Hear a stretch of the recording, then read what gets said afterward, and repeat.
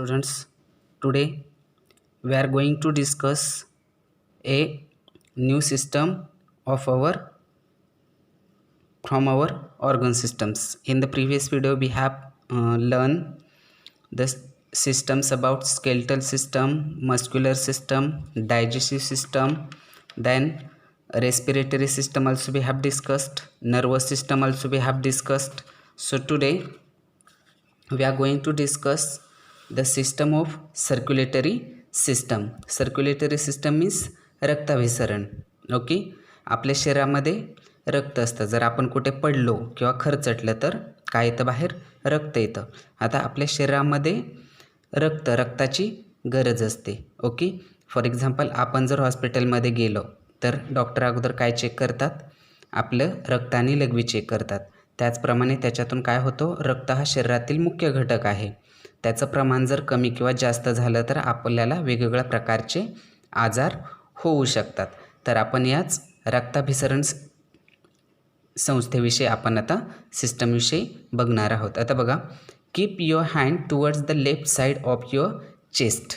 आता तुमची छाती आहे, त्याच्या डाव्या बाजूला तुमचा हात ठेवा. बघा, तुम्हाला तिथं धगधग धगधग धगधग असं काय होईल, जाणवेल तुमच्या हाताला. तर त्या बाजूला काय असतं, आपलं हृदय असतं. आपल्या छातीच्या डाव्या बाजूला हृदय असतं. Do you feel your heartbeat? Heartbeat म्हणजे आपल्या हृदयाचे ठोके तुम्हाला जाणवतील हाताला.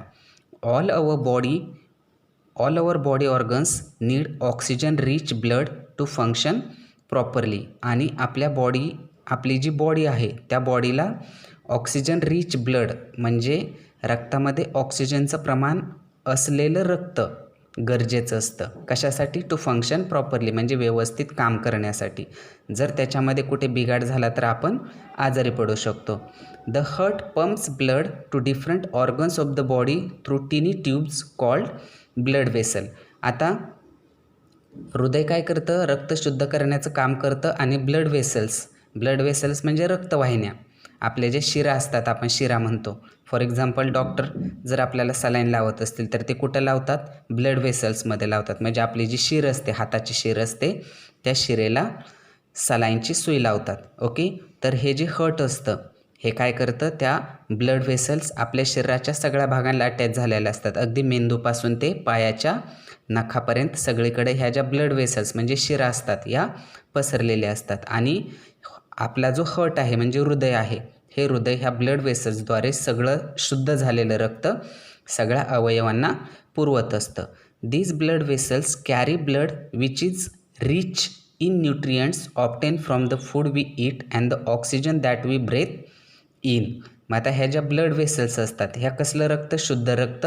आणि जे आपण बघितलं डायजेस्टिव्ह सिस्टममध्ये बघितलं आपण, काय होतं की अन्नामधलं न्यूट्रियंट्स म्हणजे जे पौष्टिक अन्न आपण खाल्ल्यानंतर त्याच्यातलं आपल्याला हवं ते रक्तामध्ये मिसळलं जातं आणि उरलेलं आपण काय करतो, एक्सक्रेटरी सिस्टममध्ये जातं. बरोबर आहे.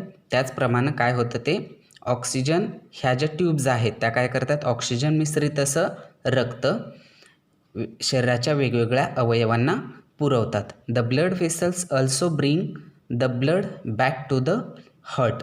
आता ह्याच ब्लड वेसल जे आहेत म्हणजे शिरा आहेत, याच काय करतात, अशुद्ध जे रक्त आहे ते परत हृदयाकडे घेऊन जाण्याचं काम देखील करतात. The blood takes away waste products from different organs and take them to the excretory system. आता ह्या ज्या ब्लड वेसल्स असतात ह्या काय करतात, वेस्ट प्रॉडक्ट आहेत. म्हणजे मी तुम्हाला सांगितलं वेस्ट प्रॉडक्ट आहेत, ते काय करतात, waste product from different organs and take them to the excretory system. Excretory system आपण नेक्स्ट टॉपिकमध्ये बघणार आहोत. So that our body gets rid of them. The heart, blood and blood vessels together from the circulatory system. आता या circulatory सिस्टममध्ये मुख्यत्वे करून कोण कोण काम करतं, द हार्ट म्हणजे आपलं जे हृदय असतं, ब्लड म्हणजे रक्त हा मुख्य घटक आहे, अँड ब्लड वेसल्स म्हणजे रक्तवाहिन्या. या सगळ्यांची मिळून कोणती सिस्टम बनलेली असते, सर्क्युलेटरी सिस्टम म्हणजे आपली रक्ताभिसरण सिस्टम बनलेली असते. आता नेक्स्ट सिस्टम आपण बघणार आहोत एक्सक्रेटरी सिस्टम म्हणजे आपली उत्सर्जन संस्था, उत्सर्जन सिस्टम आपण बघणार आहोत. Our body generate different types of waste. म्हणजे जसं मी तुम्हाला सांगितलं डायजेस्टिव्ह सिस्टममध्ये आपल्याला अन्नामधून पोषक असं न्यूट्रियंट्स रक्तामध्ये मिसळलं जातं आणि उरलेलं अनडायजेस्टेड फूड काय होतं, आपण वेस्टेजच्या स्वरूपात शरीराच्या बाहेर टाकलं जातं. त्यालाच काय म्हणतात, एक्सक्रेटरी सिस्टम असे म्हणतात आणि त्यालाच वेस्ट देखील म्हणतात. This waste need to be thrown out of our body as it can create toxins. आणि हे जे झाले वेस्ट मटेरियल आहे ते शरीराच्या बाहेर टाकणं गरजेचं असतं, नाही तर शरीरामध्ये काय तयार होतं, विष तयार होतं. टॉक्सिन्स म्हणजे विष तयार होतं. The waste is thrown out in the form of, आता हे वेस्ट आहे हे कोणकोणत्या प्रकारे शरीराच्या बाहेर टाकलं जातं बघा.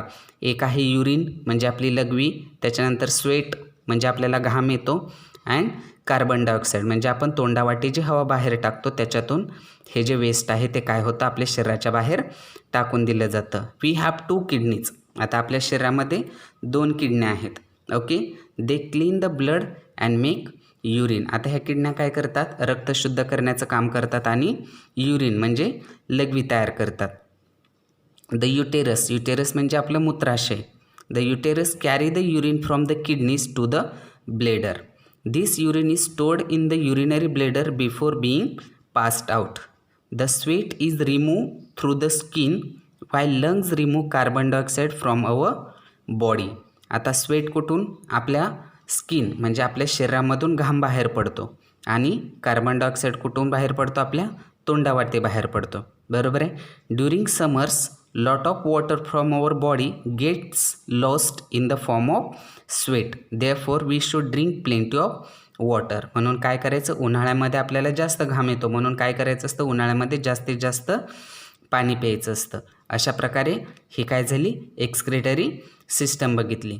आता लास्टची सिस्टम आपण बघणार आहोत, रिप्रोडक्टिव्ह सिस्टम म्हणजे पुनरुत्पादन संस्था. आता रिप्रोडक्टिव्ह सिस्टम म्हणजे काय, आपल्यासारखाच दुसरा जीव निर्माण करणे. फॉर एक्झाम्पल, तुमचा जन्म कुठं झालेला आहे, तुमच्या मम्मीच्या पोटातून झालेला आहे. तसंच आपल्यासारखाच दुसरा जीव जन्माला घालण्याची सिस्टम देखील आपल्या शरीरामध्ये असते. The reproductive system helps in producing babies. आता ही जी सिस्टम असते ती काय करते, न्यू बेबी तयार करण्यासाठी मदत करते. Reproduction is the process of producing babies from parents. आता ही जी सिस्टम आहे, ही रिप्रोडक्शन प्रोसेस कशी आहे की पॅरेंट्सपासून म्हणजे मम्मी आणि पप्पापासून नवीन बाळ जन्माला घालण्याची ही प्रोसेस आहे. All living organisms die one day, म्हणजे जे सजीव आहे ते एक दिवस मरून जातात. And if they do not reproduce there would be no more of their kind left on the earth. आणि त्यांनी जर त्यांच्यासारखा दुसरा सजीव निर्माण केला नाही तर पृथ्वीवरती त्यांच्यासारखे सजीव राहणार नाहीत. अशा प्रकारे ही रिप्रोडक्टिव्ह सिस्टम काम करते. तर आजच्या व्हिडिओमध्ये आपण बघितलं सर्क्युलेटरी सिस्टम, ज्याच्यामध्ये आपण रक्ताविषयी माहिती घेतली, जसं हृदय कसं शुद्ध रक्त सगळ्या अवयवांना पुरवतं. त्याच्यानंतर एक्सक्रेटरी सिस्टम बघितली, उत्सर्जन संस्था बघितली, किडनीज बघितल्या त्याच्यानंतर, आणि रिप्रोडक्टिव्ह सिस्टम बघितली. ओके, आता इथंच आपला 5th नंबरचा लेसन्स फिनिश होतो आहे. Next lesson we will discuss in the next video. Okay, bye, have a good day and take care.